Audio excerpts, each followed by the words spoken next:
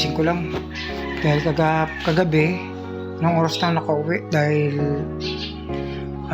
natapos yung dialysis ko ng alas 5 na ng hapon, so medyo late na kaya ginabi na ako ng uwi. So ayan guys, good morning guys, painit muna tayo ng tubig at magkape tayo ng ito nga pala yung kape ko bilang dialysis, black coffee guys ito. So ayan, kape tayo. So nag-init ako ng tubig na init. So black coffee nga pala guys, sa mga nagtatanong ano daw yung kape ko, ito guys. Yan. Yan, black coffee. So black coffee kasi unang-una less siya doon sa pagtaas ng phosphorus, mababa sa phosphorus, mababa sa pagkakaroon ng pagrupok ng buto o yung sinasabi. Kasi ang phosphorus idol, unang-una, kapag sobrang taas ng phosphorus, delikado po yung sa katawan guys. Pwedeng rumupok yung buto, pwede kang magkaroon ng rashes, pwede kang magkaroon ng dark spot. Sobrang dami, ang daming pagbabago. Kaya mas afford ko talaga yung ganitong mga kape. So naglalagay pa rin ako ng asukal, pero hindi ganun tulad dati na hindi pa ako dialysis patient. Ngayon naglalagay ako kaunting-kaunti lang. Yung magkaroon na ng lasa, ganun din sa mga pagkain ko guys. Kaya sabi ko mahirap talaga ma-dialysis. Unang-una, ang daming struggle. Ang galaw mo yata, ang pinaka-routine ko na yata is yung bahay, center, hospital, medical assistant, bahay, center, medical assistant. Ganon yung routine ko. Kaya ang hirap. Lalo na ngayon na sabi ko nga, ang daming mga kabataan ngayon na halos tawag dito, dumaragdag sa bilang ng dialysis. Kaya isipin nyo na lang guys, diba? Yung simpleng sakit sa UTI, yung simpleng high blood, yung simpleng diabetic, pwede palang pagmulan yun. Pwedeng pagmulan o pwede kang maging candidate sa dialysis kapag hindi mo napababa yung high blood mo, hindi mo napababa yung diabetic mo, o nagtuloy-tuloy yung pagkasira ng kidney mo dahil sa UTI. Sobrang hirap.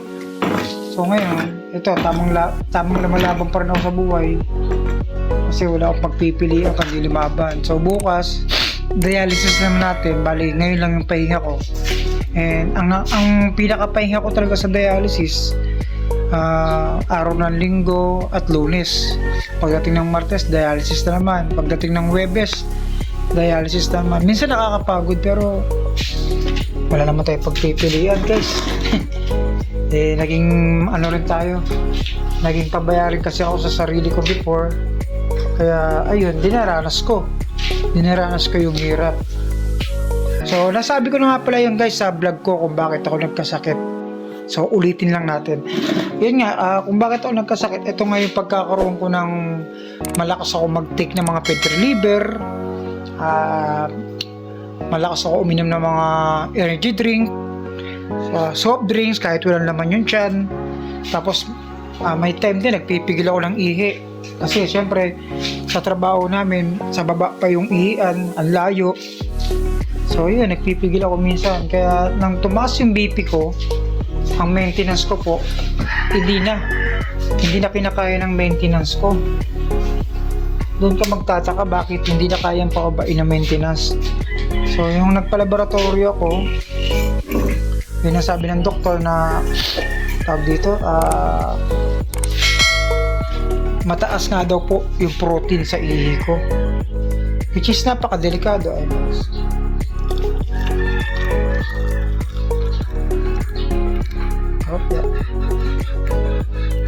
Which is napakadelikado nga ng gano'n kapag sobrang taas ng protein.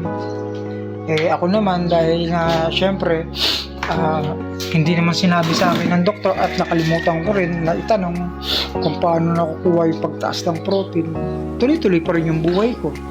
Ganun, parang hindi ko naramdaman na nagkaroon ng sakit hanggang dumating sa edad kong 26 years old. Ayun, doon ko naramdaman guys, mas matindi yung balik.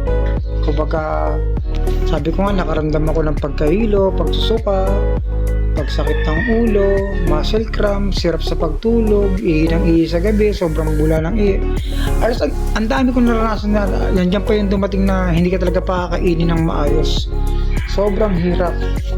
Kaya nga sabi ko, kahit paano, napaka-bless natin na may dialysis machine. Kasi kung walang dialysis, yung mga panahon na kailangan ako i-dialysis guys, magang-magana yung paa ko, magang-magana yung mukha ko, iba na yung kulay ko kasi nga yung dugo ko nasa 75 na lang 75, 73, mga ganon. So after nyon, sinalinan ako ng dugo, 6 na bag kagad ng dugo yung kailangan. So medyo marami-rami, pero ang nailagay lang yata sa akin doon is 5 bag lang.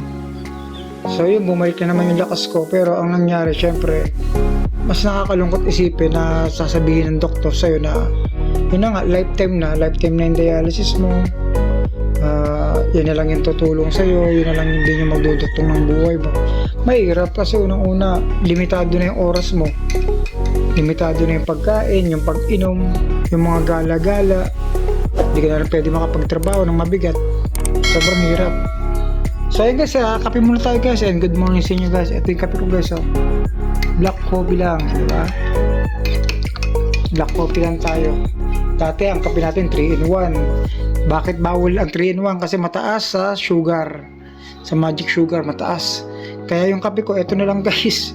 Hindi na ako nagkakape ng ganun kasi takot na rin ako magkaroon ng phosphorus. Kasi nagkaroon ako ng phosphorus before, talagang nagkaroon po ako ng rashes, sobrang dami. And now, ingat na tayo dyan. Kasi sabi ko nga, napakahirap kapag sobrang taas ng rashes mo. Ramdam mo yung pagrupok ng buto. Pag rumupok yung buto mo, ang hirap maglakad. Ayan guys, medyo perk na yung araw sa amin. So mamaya pupunta tayo ng palengke. At may bibili na ako guys. Maglalaba pa ako. Ang dahil pang gagawin na. Ang hirap guys pag walang kasama sa bahay. Kaya yan guys, syempre, maraming salamat nga pala sa solid subscriber natin, lahat ng support na binibigay nila sa akin. Di man lang pinapanood yung video ko, okay na sa akin yung dikit nila. Ayan, maraming salamat sa inyo guys. And hanggang dito lang muna tayo guys. Ayan.